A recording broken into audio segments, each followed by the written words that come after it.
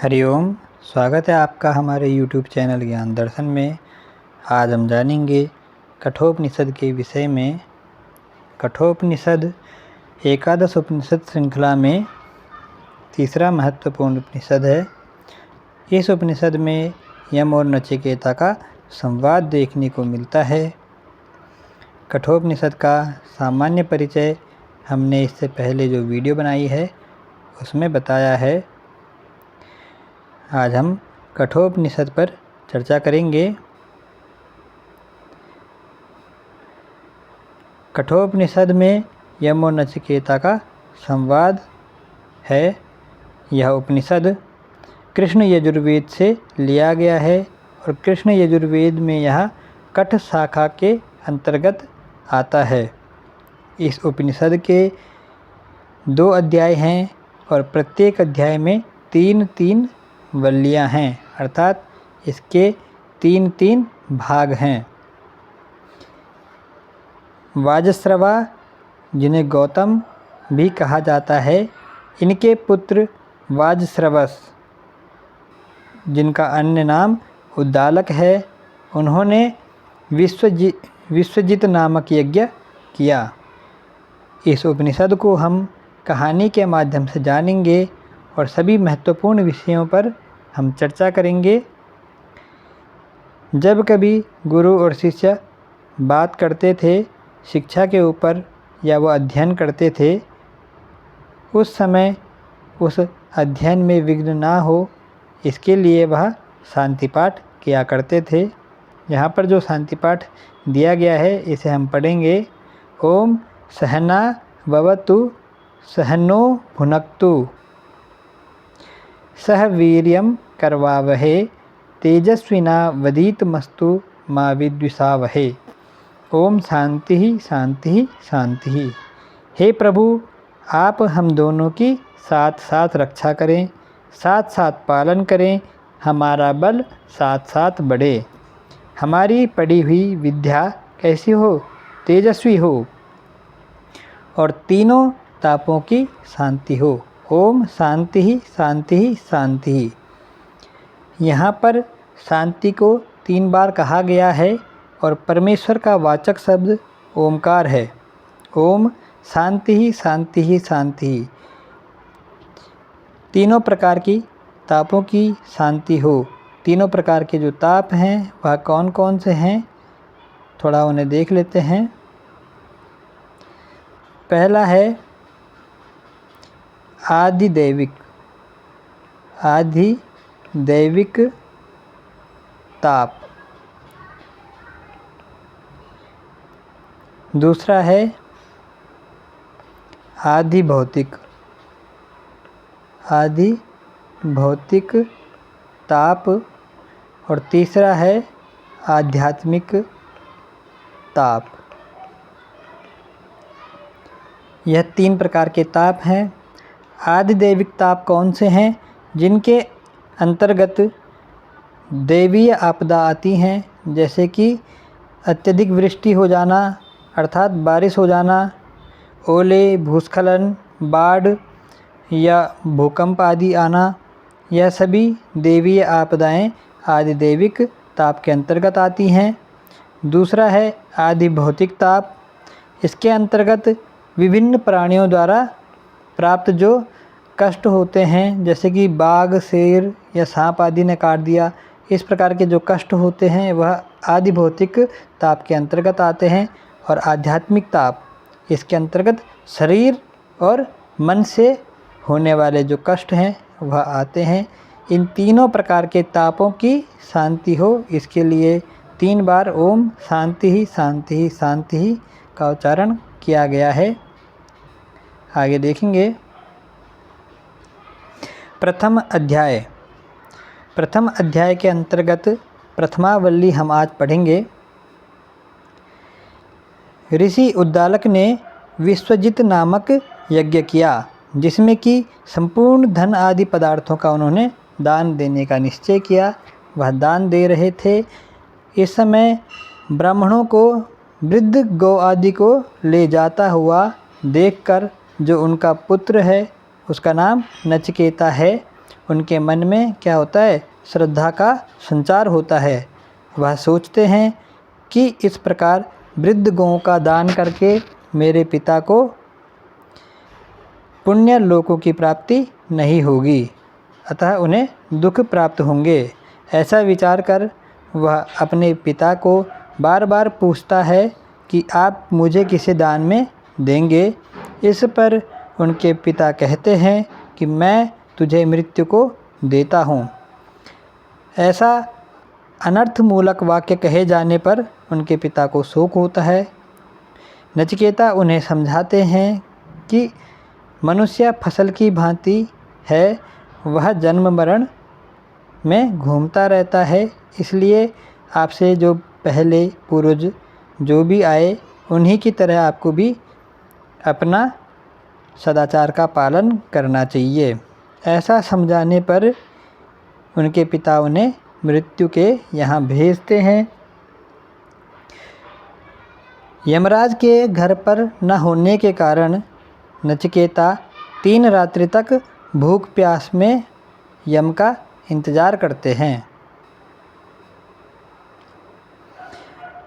जब 3 दिन के बाद यम आते हैं तो वह उनसे कहते हैं कि इन 3 दिन के लिए आप हमसे 3 वर ले लें, क्योंकि अतिथि सत्कार से जो रहित घर होता है उसमें आशा अर्थात जिन कर्मों के फल की हमें आशा रहती है, प्रतीक्षा अर्थात जिनका हम प्रतीक्षा करते हैं, जिन कर्मों की या जिन फलों की हम प्रतीक्षा करते हैं, कूपादि निर्माण जन्य जो भी फल हैं अर्थात जैसे मंदिर तालाब आदि का निर्माण किसी ने करवाया, उनसे मिलने वाले जो पुण्य फल हैं उन सभी का अतिथि सत्कार से रहित घर में नाश हो जाता है।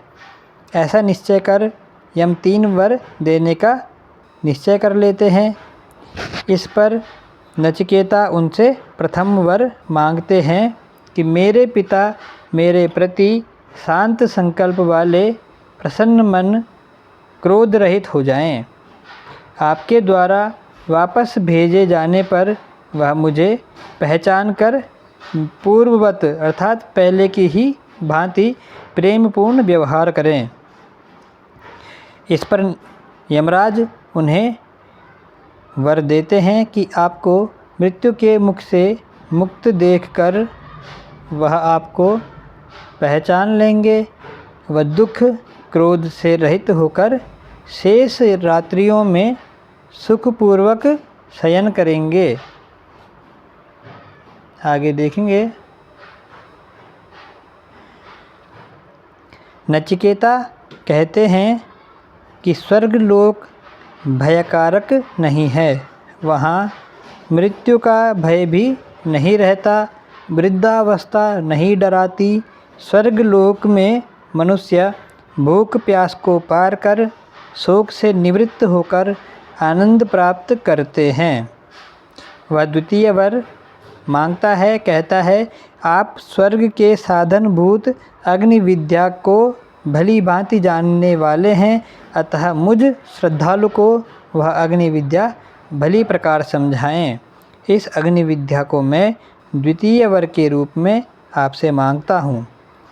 इस पर नचिकेता को यम वर देते हैं। इस अग्नि विद्या को आप गुहा में स्थित समझो। गुहा का अर्थ है अत्यधिक गुप्त स्थान में जो स्थित है वह गुहा है। बुद्धि रूपी गुहा इसे कहा गया है। जिस प्रकार की जितनी इष्टिकाओं का जिस प्रकार चयन किया जाता है, अर्थात यहाँ पर इष्टिकाओं से तात्पर्य है कितना उसमें उस कर्म में आसक्ति है, कितना उस कर्म के प्रति जो भी भाव है उन्हें यहाँ पर इष्टिका के नाम से कहा जाता है। जिस प्रकार चयन किया जाता है उसकी संपूर्ण विधि को समझाया और जैसे जैसे यम ने अग्नि विद्या का रहस्य नचिकेता को बताया, पुनः नचिकेता ने वह अग्नि विद्या को यथारूप यम के सामने सुना दिया। ऐसा देखने पर यमराज बहुत संतुष्ट हुए और नचिकेता को कहते हैं कि मैं तुम्हें पुनः एक और वर देता हूँ। यह अग्नि विद्या अब तुम्हारे नाम से ही प्रख्यात होगी। तुम इस अनेक रूपों वाली शब्द रूपिणी माला को स्वीकार करो। यह अग्नि विद्या अब नचिकेताग्नि के नाम से जानी जाती है। आगे देखेंगे। नचिकेत अग्नि को जानने वाला जो है उसे त्रिनाचिकेत कहा जाता है। यहाँ पर यह श्लोक है। त्रिनाचिकेतस्त्रिभिरेत्य संधिम त्रिकर्मकृत तरति जन्म मृत्यु ब्रह्मजज्ञम देवमीड्यम विदित्वा निचाये माम शांतिमत्यंतमेति। अर्थात त्रिनाचिकेत, जो त्रिनाचिकेत है अर्थात त्रिविध प्रकार की अग्नि को जानने वाला और नचिकेत अग्नि को ग्रहण करने वाला जो है, त्रिभ्रेत्य संधि और तीनों प्रकार की संधियों को जिसने पार कर लिया है, त्रिकर्म कृत तरति जन्म मृत्यु, और जिसने तीनों कर्मों को सही से संपादित कर दिया है वही तरति जन्म मृत्यु, जन्म मृत्यु से पार हो जाता है। ब्रह्मजज्ञम देवमीड्यम विदित्वा निचाये माम शांतिमत्यंतमेति। इन कर्मों को संपन्न करने पर ही क्या होता है, ब्रह्म यज्ञ संपन्न होता है, जिससे क्या होता है, अत्यंत शांति की प्राप्ति होती है। त्रिनाचिकेत अर्थात नचिकेत अग्नि का रहस्य जानने वाला। त्रिसंधि, आश्रमों के मध्य की जो संधि है उसे त्रिसंधि के नाम से कहा गया है। और त्रिकर्म अर्थात संधि में प्रयुक्त होना। त्रिसंधि क्या है, 4 प्रकार के आश्रम बताए गए हैं। ब्रह्मचर्य, गृहस्थ, वानप्रस्थ और संन्यास। इन चारों आश्रमों के मध्य संधि होती है। ब्रह्मचर्य और गृहस्थ के मध्य 1 संधि, गृहस्थ और वानप्रस्थ के मध्य 2 संधि और वानप्रस्थ और संन्यास के मध्य 3 संधि।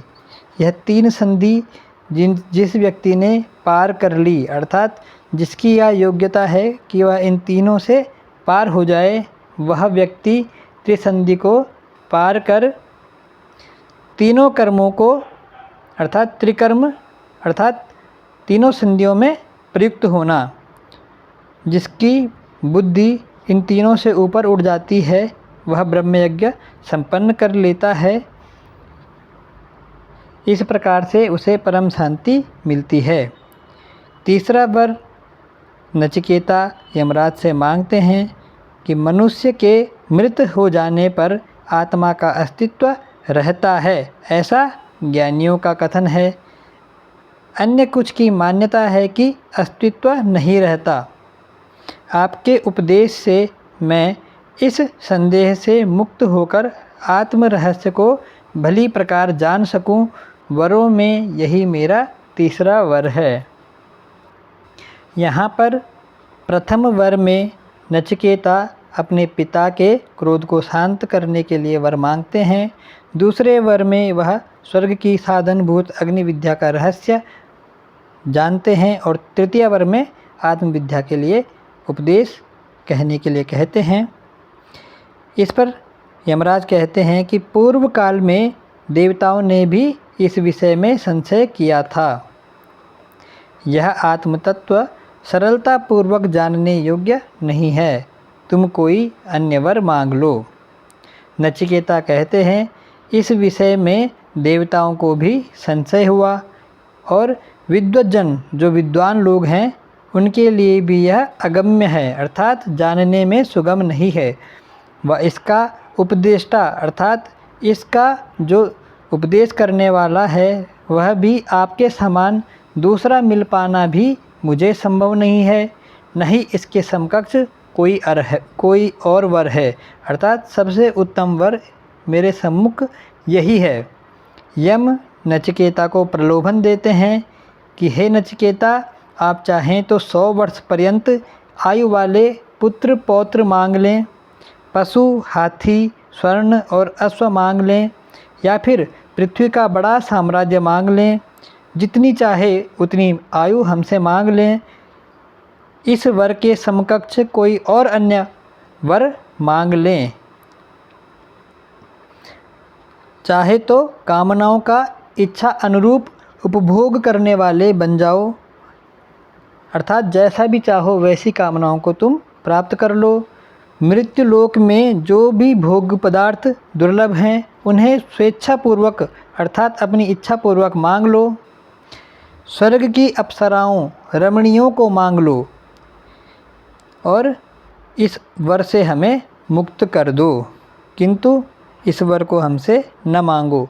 इस पर नचिकेता कहते हैं कि जिस साधनों का आपने वर्णन किया, जिन साधनों को आपने कहा, वह सभी अनित्य हैं, अर्थात वह नित्य नहीं हैं। मुझे इनकी कामना नहीं है। जहाँ आपके दर्शन हो गए वहाँ धन हम प्राप्त कर ही लेंगे, व जब तक आप यमपुरी का शासन करते रहेंगे तब तक आपके आशीर्वाद से हम जीवित ही रहेंगे। मेरा वर आत्मज्ञान से संबंधित ही है। नचिकेता को इसके अतिरिक्त अन्य किसी भी वर की कोई कामना नहीं है। इस प्रकार से प्रथम अध्याय के अंतर्गत नचिकेता यम से 3 वर मांगते हैं और उनकी अपने तीसरे वर के प्रति अर्थात आत्मज्ञान के प्रति भी संपूर्ण रूप से निष्ठा रहती है। आज हमने प्रथम अध्याय की प्रथम वल्ली का अध्ययन किया। मिलते हैं अगली वीडियो में। नमस्कार।